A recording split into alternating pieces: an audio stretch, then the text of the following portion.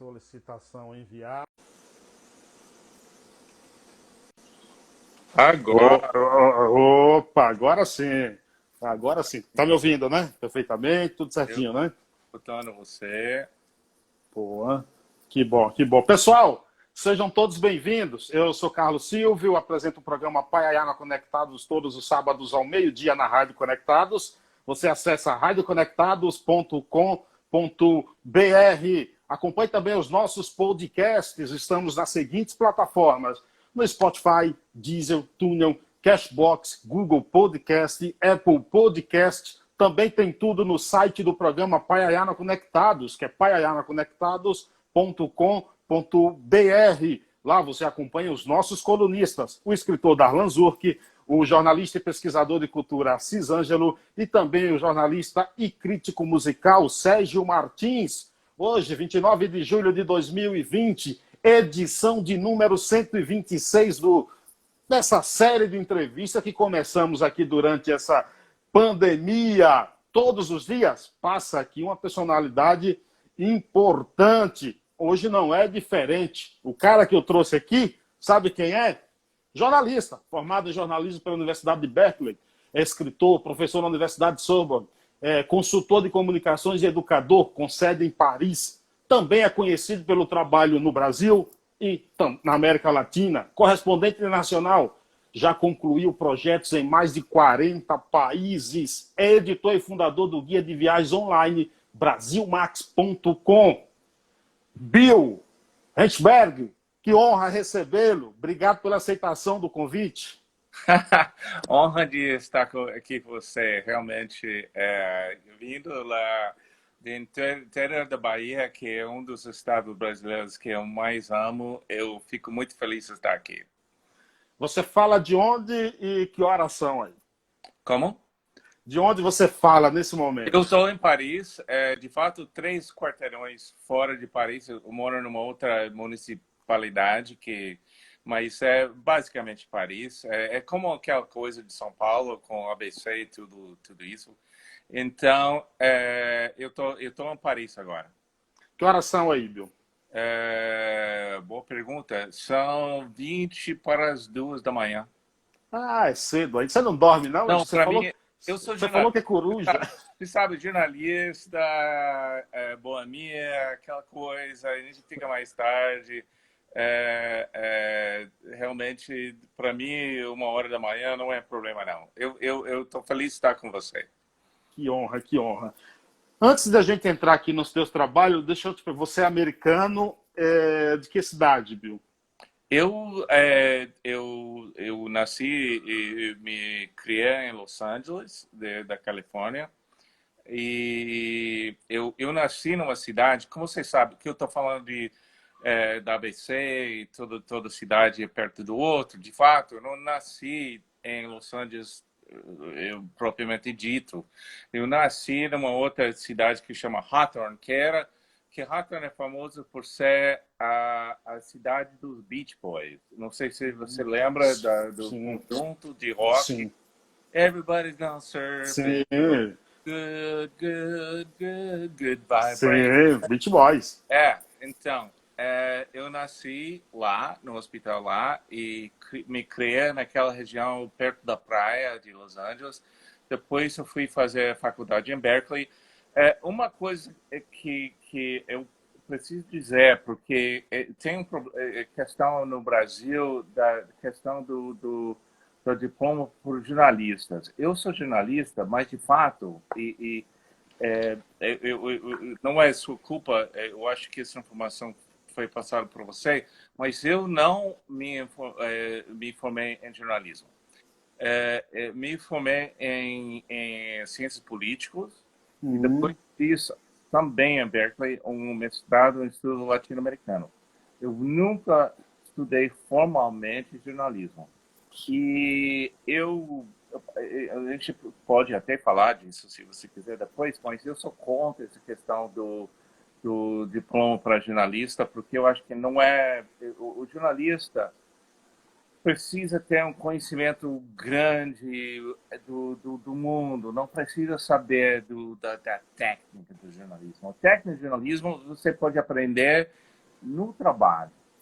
E que o jornalista precisa saber, precisa conhecer o mundo, precisa estudar literatura, precisa estudar biologia, precisa estudar, enfim. Nós tínhamos, E, e, aqui no Brasil, Bill, nós tínhamos um caso, temos alguns, mas um famoso, que morreu há um ano e pouco de acidente de helicóptero, Ricardo Boechat, que não era formado em Não, tem vários, jornalismo. porque esse pessoal que é mais antigo, antes da lei, eles eram, como dizer, em inglês são grandfather, eles eram incluídos sem precisar fazer. O cara já tinha 50 anos, pô, você vai mandar ele fazer a faculdade, né? Então, esse pessoal estava incluído, mas eventualmente o pessoal mais jovem era obrigado a fazer uma faculdade de jornalismo. E eu discordo, para falar a verdade. Eu sei que a gente poderia ficar 2 horas só debatendo isso, mas eu tenho amigos que discordam comigo, mas para mim é uma coisa contra o sentido, para falar toda a verdade. Então, por falar em jornalismo, como é que você está vendo, por exemplo, o jornalismo, a cobertura do jornal, da imprensa, da mídia, nesse período de pandemia? Você acha que o jornalismo sairá mais forte disso aí? A gente está fudido, Carlos. Sério, sério. Olha, e uma outra coisa, eu quero mostrar a minha camisa, porque essa é uma camisa do Carnaval de Olinda, que estive lá em Pernambuco. novembro, dezembro, e eu peguei essa camisa. Eu usei essa camisa só para entrar no seu programa. Que legal. Mas, não, eu acho que o jornalismo é muito complicado por tantos motivos, e nem sei onde começar. Porque a gente, desde, vamos dizer, da década de 90, teve um problema de grana. E isso tinha a ver com a internet, tem várias coisas, a gente pode entrar em detalhes sobre isso. Aí, chegando para 2020, a gente está com questão de pandemia, questão de muito dos meios perdendo dinheiro também. Então, justamente quando a gente precisa de mais informação, a gente está tendo menos grana entrando para sustentar a cobertura. E você vai dizer, não, você só está interessado em grana. Não. O jornalista é como um professor, jornalista é como uma pessoa que é mais uma vocação do que a questão de como pessoas que querem ganhar dinheiro. E nada contra. Eu conheço muitos executivos e muita gente que entra em profissões que ganham dinheiro e são boas pessoas. Só que o jornalista não entra no jornalismo para ganhar dinheiro. Entra no jornalismo porque acha que vai fazer uma contribuição para a sociedade. E, claro, a gente precisa ter nosso salário, etc e tal. Mas, justamente nessa hora que a gente precisa de ter mais informação, estamos tendo menos grana entrando para o jornalismo. Então, muita gente está, o empregado está sendo mandado embora, o freelancer está sendo pago menos, aquelas coisas. Isso que está acontecendo é muito complicado. É muito complicado, porque precisamos justamente nessa hora mais informação e temos menos. E tem outra coisa da mídia social, que, por um lado, uma coisa democrática, todo mundo pode falar o que quiser. Estamos aqui no Instagram, estou falando com você em São Paulo, e um baiano, um californiano em Paris falando com um baiano em São Paulo. Beleza. Só que também isso abre muita abertura, possibilidades para desinformação, o fake news e aquela coisa. Então, é difícil se você não tem a verba também para pesquisar o que é fake news, o que não é fake news. Passa muita coisa. Então, a gente está numa fase muito crítica, eu acho. É muito complicado, eu acho. Você falou do fake news aí. Você acha que o jornalismo, em geral, ele precisa se unir mais nessa luta contra o fake news? O que eu quero dizer com isso é formar um corpo só, mundial, ao invés de ficar cada um jornal procurando se promover, procurando dar furo, procurando fazer a melhor manchete. Há essa necessidade dessa união em Eu tempos de acho fake que news? isso está acontecendo. Inclusive, é uma pena que não sabia que a gente ia falar disso, porque existem pessoas no Brasil que estão trabalhando nisso. Mas as iniciativas principais que eu conheço estão nos Estados Unidos. Você tem o Poynter Institute na Flórida. Você tem alguns outros, o Nieman, que eu acho que fica em Harvard, lá na faculdade de Harvard. Você tem alguns outros que estão trabalhando muito nisso, e eles têm redes internacionais, inclusive no Brasil, que eles estão trabalhando nisso. Agora, aquela coisa do Sisyphus, né, que é empurrando coisa para cima, porque o volume de merda que tá sendo colocado ali, para a gente lutar contra isso é muito complicado. Mas eu acho que tem gente competente que está tentando fazer isso. Sua pergunta era se a gente deveria reunir. Eu acho que já está reunindo. Eu preciso de mais apoio, eu preciso de mais atenção para essas iniciativas, mas eu acho que já está no caminho e gente competente que está tentando fazer isso. Você disse agora há pouco que o jornalismo está ferrado. O que é preciso, por exemplo, verdade. É verdade. Agora, o que é preciso para se reinventar, para ser um bom jornalista, para fazer um bom trabalho? Aqui no Brasil, você conhece também os dialetos aqui do Brasil, acredito que muitos deles. A gente diz que às vezes é necessário a gente fazer o beabá para fazer uma coisa boa. É isso mesmo? A gente precisa voltar um pouco e fazer o beabá? Eu acho que tem duas coisas dentro da sua pergunta. Uma é uma coisa super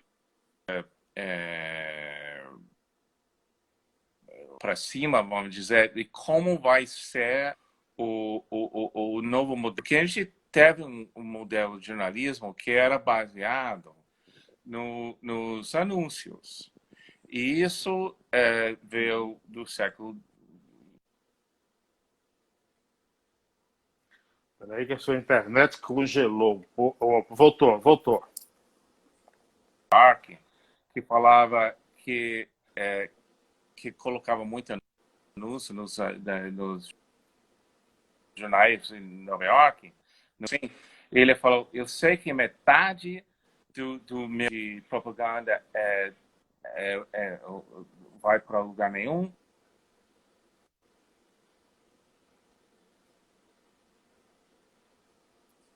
Pensando que eventualmente vinha o pessoal comprar o que ele estava vendendo. Hoje em dia, você tem uma coisa, saber na mídia social exatamente quem é. Se você quer uma menina de 16 anos que adora o Simão, você mandar um anúncio diretamente para essa menina. E qualquer outra coisa, para uma pessoa que vai se aposentar e quer que é da Bahia para Bahia e achar um lugar legal ficar na praia, praia do, sei lá, lá que chama Lina Verde, lá, é, você pode soltar pela mídia social. Então, agora você tem essa coisa com a mídia social, que você pode pegar a pessoa diretamente, você e eu. E isso mudou, com isso, mudou todos esses anúncios que sustentava os jornais. E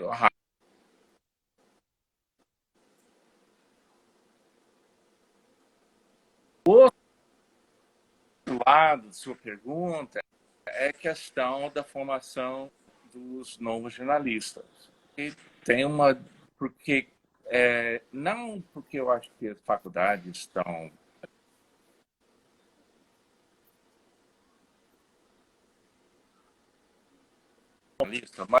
Mas eu acho que a época mais importante para um jornalista são os primeiros anos depois de sair da faculdade. E você precisa ter que a gente chama em inglês mentor. Uma pessoa um editor, uma pessoa mais experiente que pode te ajudar. O que está acontecendo? Todas as pessoas mais experientes estão sendo mandadas embora porque eles ganham mais dinheiro. Então, quem sou editor? Eu sou freela. Eu continuo trabalhando como jornalista, mas sou freela. Antigamente, quando eu comecei, quando eu tinha 20 e poucos anos, a maioria dos meus editores tinha 40, 45, 50, qualquer coisa. Hoje em dia, eu sou mais velho, a maioria dos meus editores tem 30, 35. Então, não existe mais esta gente para ajudar o pessoal mais novo. Quem está na posição mais de editor também precisa ser ajudado. E não uma coisa contra ele. É uma coisa de experiência. E quando você é mais novo, você precisa ter gente que ajuda você. Em todos os meios. Mas hoje em dia, toda essa gente foi mandada embora. Exatamente. O Charles Perron. Uma geração de novatos agora, inclusive alguns deles entendem isso. Sim. Eu tenho gente que entrou em contato comigo que fala, porra, eu estou perdido. Mas eu não posso, eu preciso sobreviver também, então eu não posso fazer de graça ajudar essa gente. Então, como que a gente vai fazer? Gente, na história, 50 anos atrás, eu sou o editor. E eu estaria ajudando esse pessoal com 20, 30 anos. Mas agora, eu e todo o pessoal da minha idade foi enviado embora e não existe mais o pessoal para ajudar os mais jovens. Verdade. Então, é complicado. É muito complicado. Sim. O Charles Perron está lá nos Estados Unidos, vai passar por aqui, por essa live em breve. Ele diz que fake news é uma arma da direita para facilitar domínio. Você acredita nisso, Bill?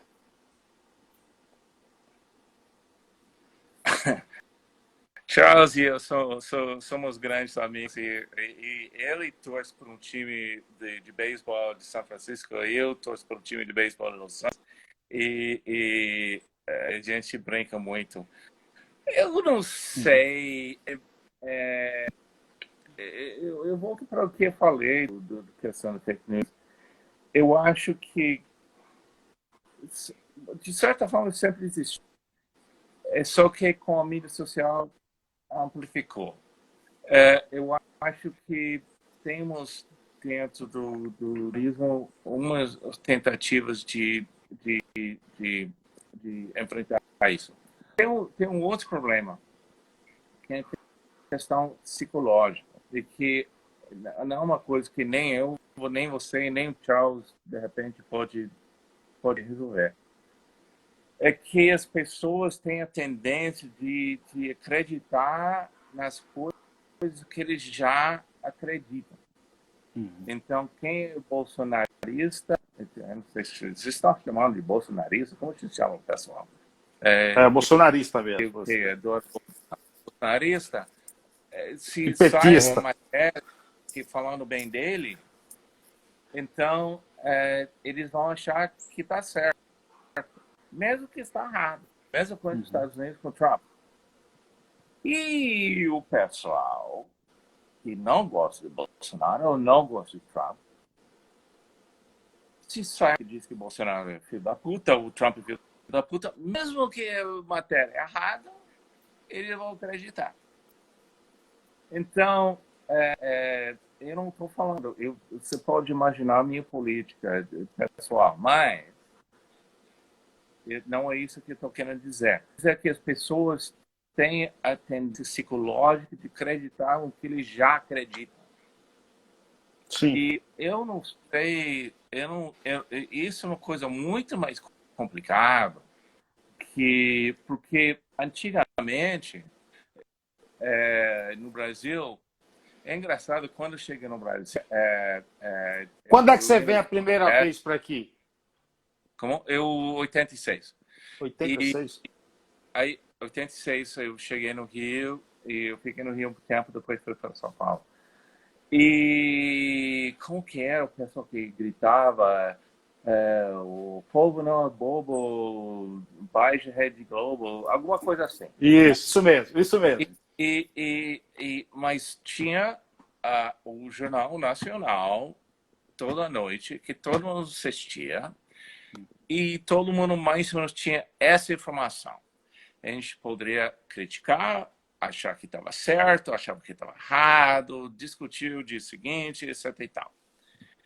Hoje em dia, ninguém assiste mais o Jornal Nacional, todo mundo assiste o Fox News, ou assiste o MSNBC, ou etc. e tal, e cada um está pegando as informações para o seu lado mais ideológico. Sim. Então, a gente não... É uma coisa engraçada, a gente tem saudade do Jornal Nacional, né? Porque pelo menos a gente tinha uma coisa de conversar em conjunto. De repente a gente não concordava, mas pelo menos tinha uma conversa. Hoje em dia não tem conversa, porque olha, a coisa que mais maluca que saiu, uma amiga minha, Julia, jornalista lá no Rio, colocou, parece que no Rio existe um pessoal, uns evangélicos, que estão saindo com a bandeira dizendo dos israelenses e tal, e indo e massacrando coisas da Igreja Católica e dos afro-brasileiros e coisas assim. Pô, é maluco, meu.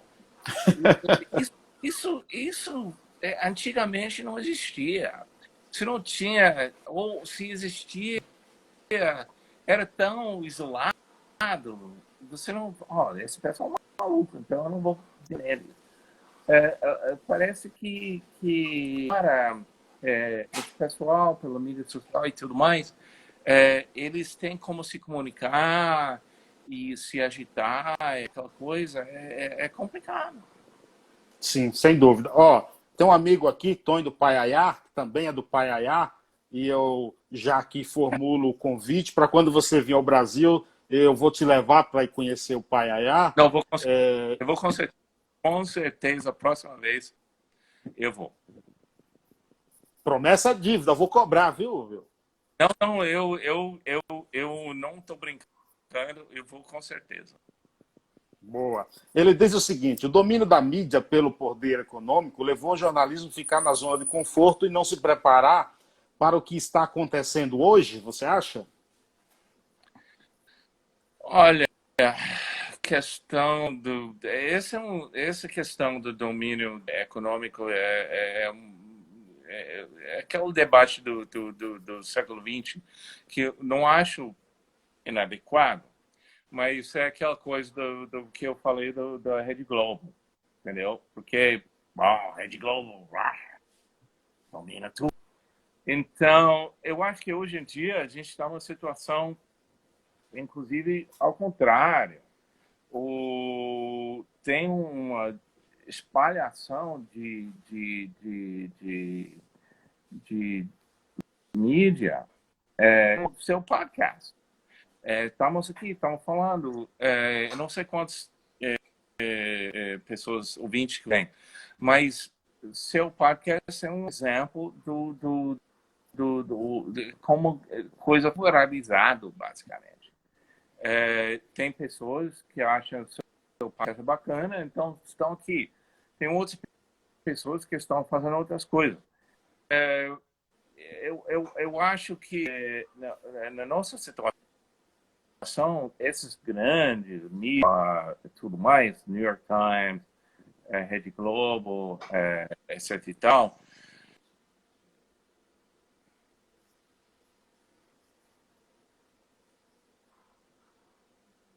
ou queria estar preparado da mídia social. É questão da Amazon, questão do Facebook, questão do Twitter.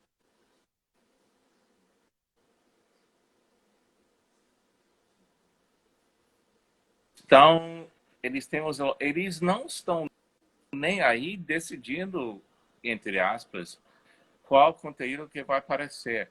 Eles criam algoritmos que decidem que aparece.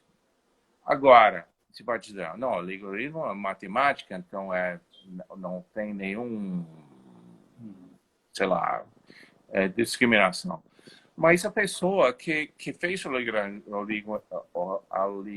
como você faz isso em português? Algoritmo. Tem discriminação. Deixa eu falar uma coisa. Isso é uma coisa muito interessante. É uma pesquisa científica que é verdade. Eles fizeram uma pesquisa, homens, fizeram uma pesquisa, decidiram fazer um algoritmo qual é a mulher mais bonita do mundo. Só que eram de homem branco. Então, quem ganhou era a mulher branca.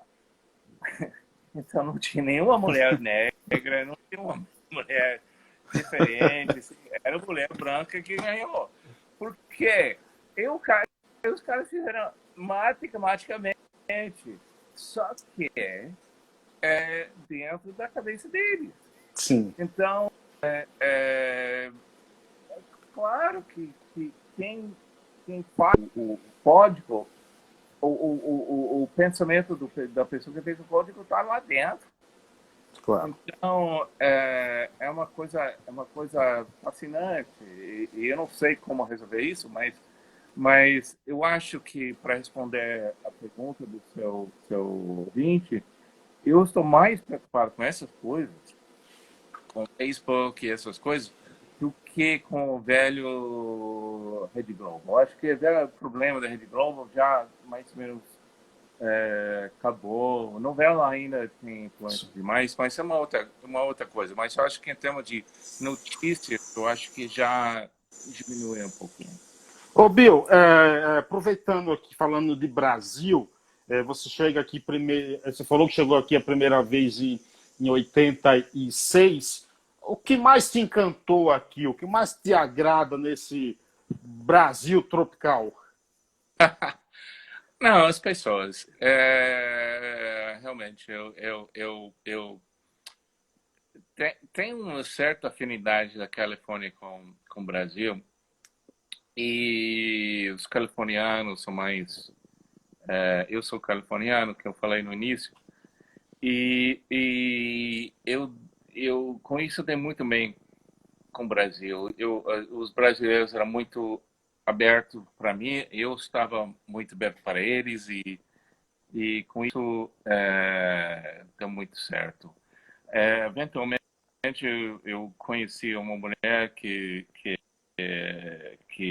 eu casei com ela depois, não sei se você conhece Paraty, mas Sim, Rio de Janeiro. Lugar bonito lá no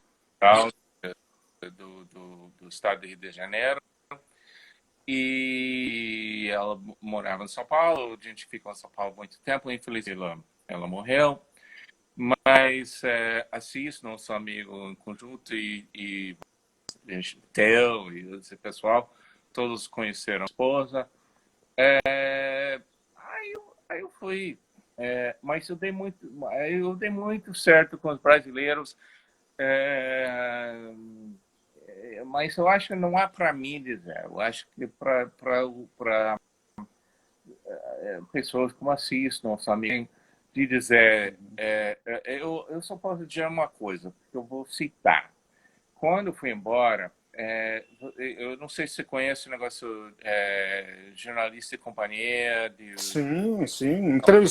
Entrevistei o Eduardo Ribeiro recentemente. Quando eu fui embora, eles fizeram uma pequena matéria, foi meio obituário, assim, Bill já morreu, assim. E eles falaram, como que eles falaram? Eles falaram que o Bill era o mais brasileiro dos correspondentes. E eu não sei se isso é verdade, não é verdade, mas eu dei muito bem com todo mundo, adorei, continuo adorando. O Brasil vai ser sempre meu segundo país, meu segundo país. E é isso. Você falou certa vez que a música brasileira é muito rica e você conheceu também o movimento Mangue Beat. Fale um pouco aí dessa musicalidade brasileira, já que você está com a camisa aí de Olinda. Exatamente. Não, o Assis me disse, de fato, o Assis inventou essa citação, mas como o Assis é muito amigo, eu dou de fazer isso. Mas ele sabe que eu disse isso. Agora, eu estou muito namorado com a música nordestina, mas eu estou muito namorado também com samba e outras coisas brasileiras. Com Mangue Beat era uma coisa meia profissional, meia interesse, porque naquela eu era correspondente da Variety, que é um jornal sobre a indústria de entretenimento, de televisão, de cinema e tal. E naquela época tinha alguns filmes que estava fazendo como se chama, questão da música tá me escapando agora, como se chama a trilha sonora, estava fazendo trilha sonora com Mangue Beat. Aí eu fiz uma matéria sobre isso e com isso comecei a falar um pouquinho mais que eu tinha conhecido antes, mas a gente falou muito sobre isso. Mas eu sou super, super, super fã do Luiz Gonzaga enfim, você pode ir lá, o Lenine, você vai, o Jackson no Pandeiro, vamos agora para trás, enfim, eu adoro as coisas nordestinos. Agora, voltando para coisa mais, entre aspas, tradicionalmente, que o público internacional entende como brasileiro, o samba, você teve como convite alguns dias atrás, Ibis Maceió, né? Isso, Ibis Maceió, gente boa demais. Então, eu conheci Ibis pela primeira vez no minha casa. Por que eu conheci Ibis no churrasco na minha casa? Porque não tinha conheci Ibis e não tinha convidado Ibis para um churrasco. O que aconteceu? Eu conhecia Zé Cat. Zé Cat, puta conhecido compositor de samba, né? E eu fiz amizade com o Zé e convidei ele para o churrasco, né? Falei, Zé, vem para o churrasco. Ele falou, Bom, vou para o churrasco, mas só se eu canto. Eu disse, você não precisa cantar, eu estou convidando você como pessoa. Não, eu vou cantar. Então, beleza, você é o cara, então você quer cantar, você vai cantar. Então, ele chegou com o Ibis e eles fizeram e todo mundo conhece as músicas do Zé Cat, né? Então, É. todo mundo cantava junto, é aquela coisa, né? Porque com o Zé é uma coisa que é, é engraçado, porque uma outra vez que ele veio em casa, a gente tinha um outro grupo, estava meio gente cantando em casa, e estava lá o meu sogro, o pai da minha esposa, e tem mais ou menos a mesma idade do Zé, e todo mundo conhece todas as músicas dele. Aí o meu sogro falou, aquela música é de fulano. E o Zé falou, não, essa é a minha música. Ó, o Ibis Maceió tá assistindo, acabou de chegar aqui, Ana. Não, o Ibis é um grande amigo. E o negócio é o seguinte, então, minha relação com a música brasileira é muito profunda e eu adoro e eu tenho escrito algumas coisas e, enfim, eu Ô, sei, eu não sei se eu respondi a sua pergunta, mas são memórias assim que eu tenho. Tonho do Paiá diz aqui, em época de eleição, ao E com os chamado repentistas, essa é uma coisa repentista. que eu agora.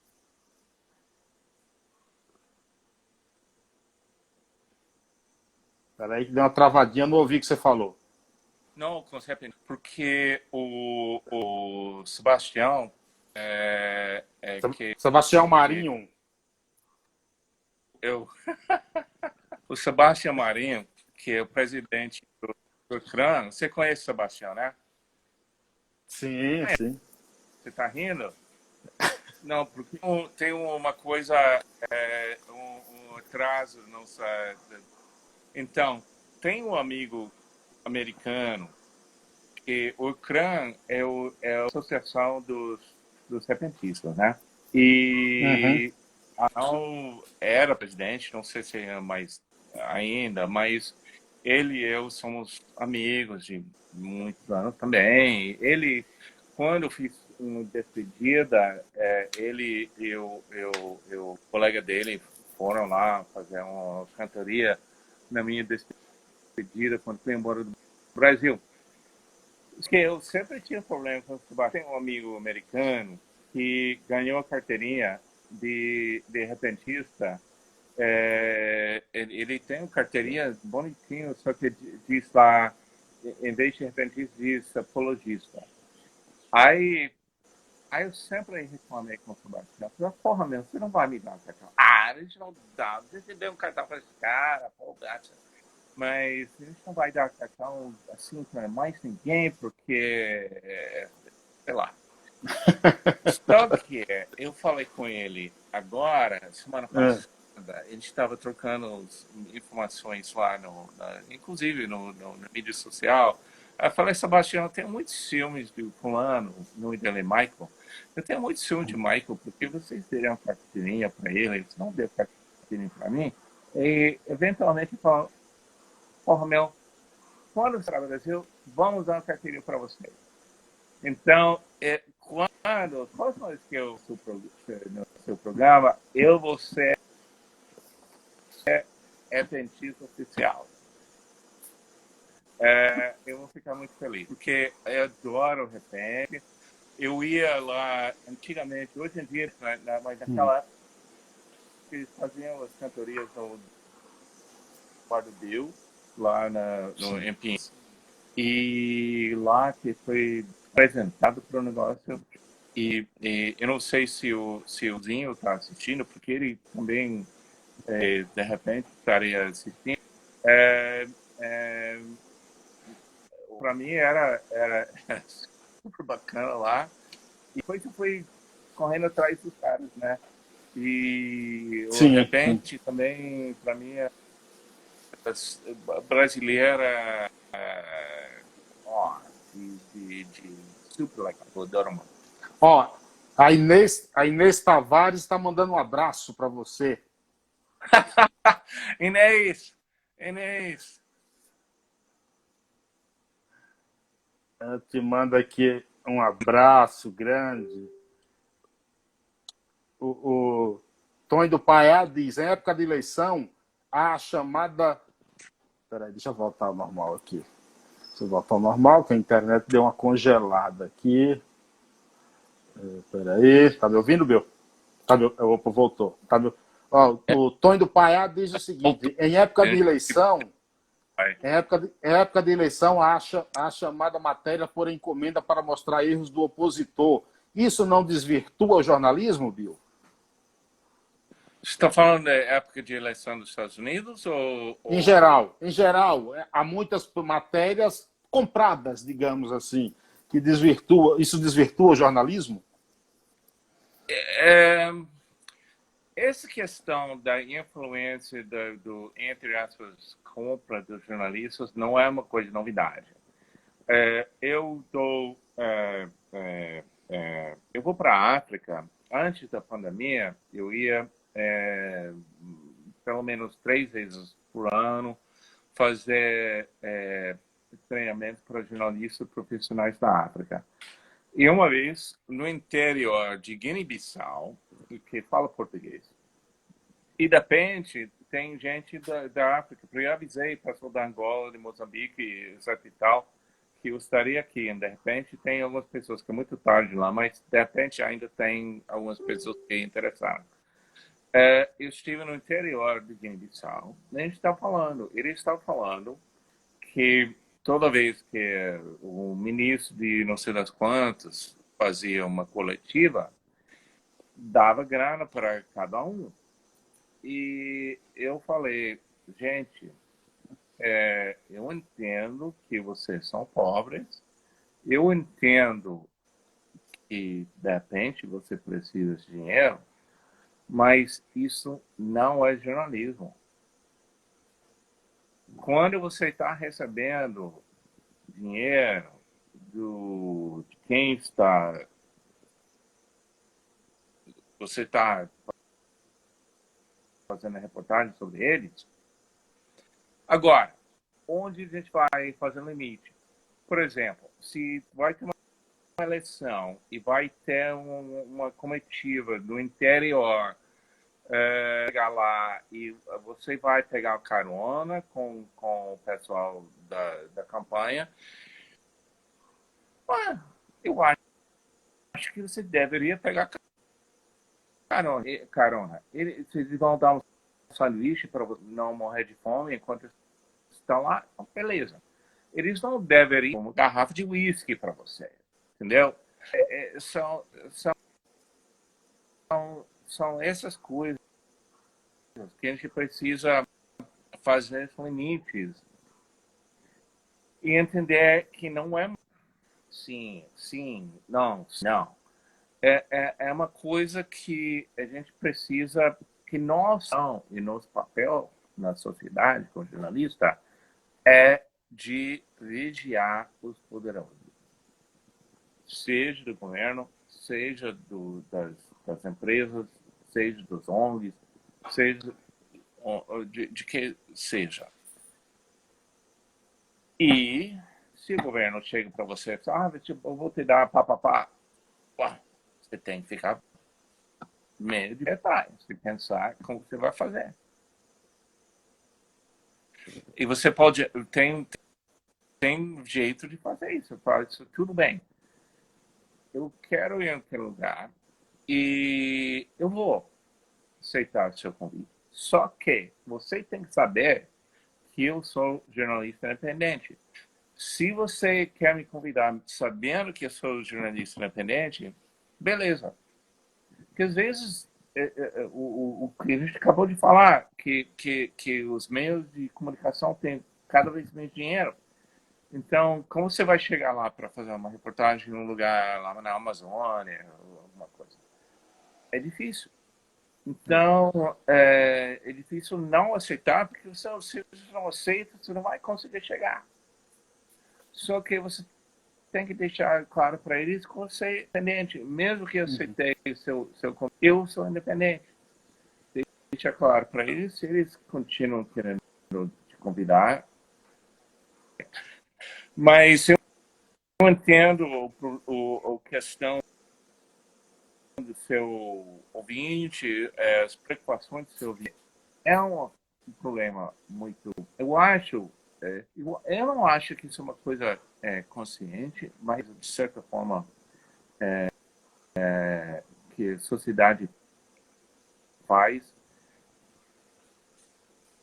Os jornalistas são pobres. E com isso é muito mais fácil comprar eles. Eu acho que a sociedade faz, de certa forma, de propósito. Eu não estou a favor de história de conspiração e etc e tal. Mas se o jornalista fosse rico, ia vai tomar no cu, entendeu? Mas não é assim. O jornalista pobre precisa comer, precisa essas coisas. E não tem dinheiro para pagar, para chegar até o lugar para fazer reportagem. Então, eu acho que, de certa forma, a sociedade foi montando isso. Eu não sei Entendi. como é isso, mas é uma coisa para pensar. Ô, Bio, eu gostaria que você falasse um pouco sobre o projeto Henri Sobel, cara. Poderia passar aí melhores informações para a gente conhecer um pouco? Não, legal. Para os ouvintes que talvez sejam mais novos e não brasileiros ou qualquer coisa, o Henri Sobel era um rabino americano. Bom, de fato, ele nasceu em Portugal, se criou nos Estados Unidos, falava brasileira com sotaque muito mais forte que meu. Falava, mesmo que ele estava 1000 anos no Brasil, falava com sotaque americano muito forte. Mas ele era muito importante por vários motivos. E o motivo principal era ele, por quem não sabe, ele morreu um ano atrás, 2 anos atrás, não sei exatamente. E ele era muito importante durante a ditadura. Tinha um jornalista que chamava Vladimir Herzog, que foi preso pelos milicos e na célula dele. E os militares, ditadura, queriam dizer que era suicídio. E muita outra gente achava que não. Só que ele era judeu. E o Herzog. E dentro da religião judaica, se você se mata, é um pecado muito forte e você não pode ser enterrado no centro normal, você tem que ficar lá no cantinho. De onde o Herzog virou questão política. Eu soube como rabino, ele nos tinha, era um moleque, basicamente. Mas ele disse que contra algum pessoal da comunidade judaica mais conservadora e os milicos e contra várias pessoas, diz, não se matou, os mataram o cara e vai enterrar ele bem no centro do cemitério. Então, isso virou uma coisa, eu acho que foi no ano 75, assim. E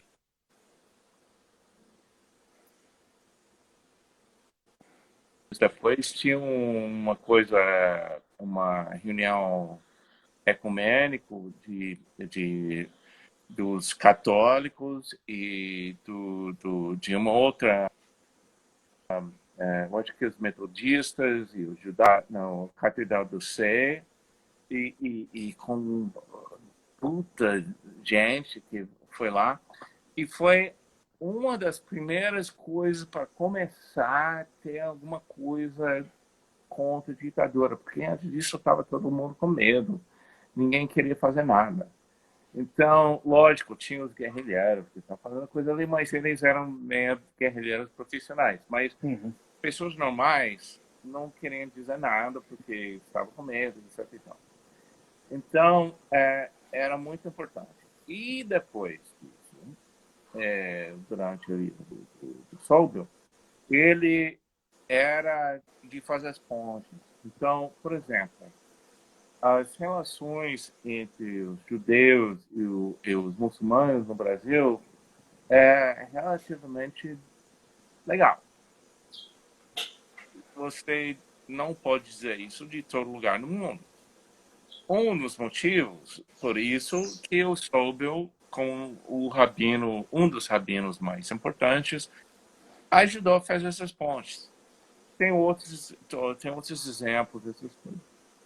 Então, fast forward para o que eu estou fazendo. Tem um pessoal, uns amigos meus, o Jaime Brenner, principalmente, que é um jornalista.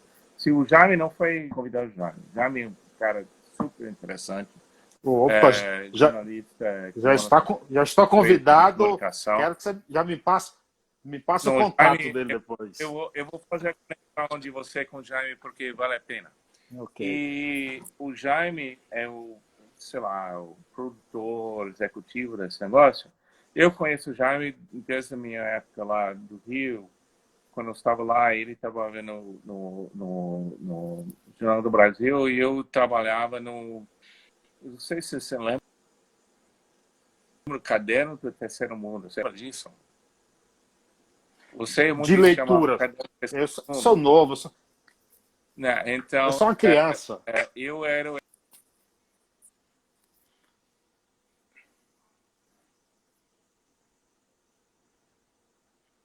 etc e tal. E encontramos toda noite, não só ele, mas com outras pessoas do Jornal do Brasil, no Lama, lá. E, enfim, já me virou um grande amigo e mais ou menos, again, fast forward, o Jaime e um grupo de pessoas resolveram fazer um projeto sobre o Henry Sobel, que inclui um filme documentário. E me convidaram para ser o representante internacional. Eu estou fazendo várias coisas. Atualmente, o principal é basicamente procurando financiamento e eventualmente coprodução e coisa assim.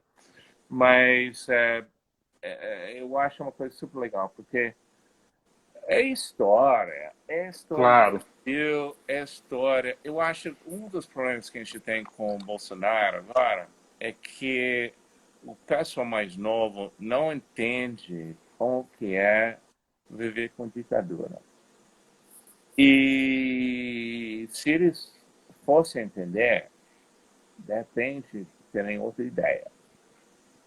E quando você volta a recontar a história do Sobel com o Herzog e tudo mais que aconteceu, é super importante. Super Claro, importante. sim. O História é pessoal a base. precisa saber dessas histórias.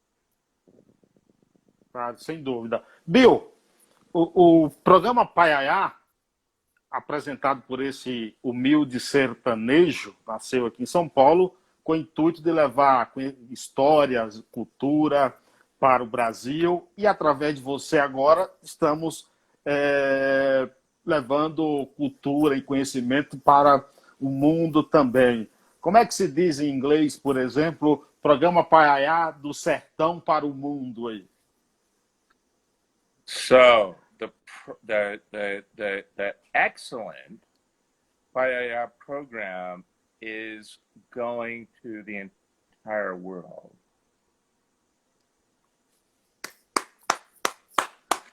Você está Jake Williams, convidado. Ó,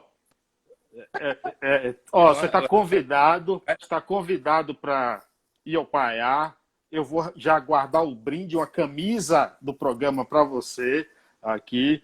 E eu gostaria imensamente de te agradecer por ter disponibilizado esse tempo nessa madrugada aí em Paris para bater esse papo com a gente. Não, super legal. E esse negócio de falar, de ir lá à biblioteca, não é brincadeira, eu vou. A gente vai filmar isso.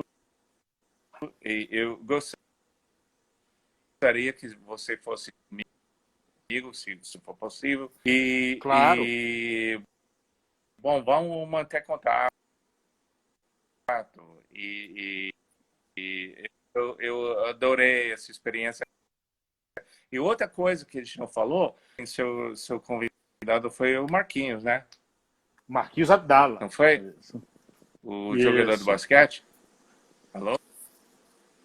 Então, eu falei lá que eu joguei contra ele, você sabe, né? Talvez eu vou perguntar para ele se ele lembra. Não, ele não lembra nada de mim, mas é uma coisa que adorei que você está fazendo. Você tem basquete, você tem Marquinhos, você tem Ibis, você tem você tem várias outras pessoas. Agora vamos colocar ali e você tem. Pô, eu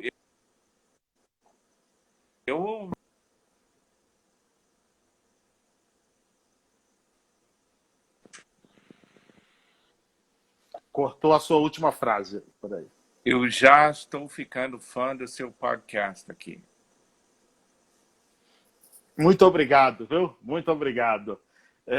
Muito obrigado mesmo. Bia, está acabando o nosso tempo. Tá bom, falta rapaz. 1 minuto aqui. Muito obrigado, viu? Muito obrigado mesmo, tá? Tá bom, vamos, um abraço para você e para todo mundo que está ali, Inês e Ives e outras pessoas que estão ali. Charles Eu fico está aqui feliz por que o aqui, pessoal então. estava ouvindo. Tá bom, Isso. todo mundo. Um abraço, vamos nos falando. Valeu, gente. Obrigado a todos. Grande abraço. Tchau, tchau. Tchau. Boa madrugada, Bill. Com certeza, para mim né? Um abraço. Tchau, tchau.